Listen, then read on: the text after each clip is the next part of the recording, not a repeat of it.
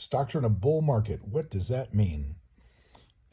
What they say is it doesn't mean the stocks will go up forever, but they are saying that it's looking really good for the continued run in 2024 to just continue going up and up.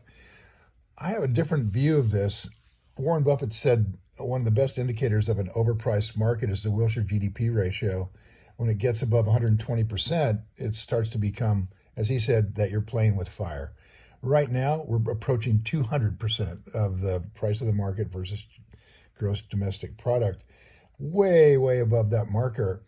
Generated, these high stock prices are generated from having printed trillions of dollars and poured them into the market that continue to spin around in the U.S. markets.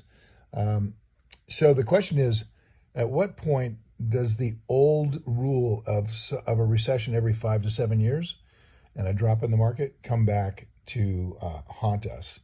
And I think we're taking a much more cautious approach with our money, trying to maintain high level of cash and hedges,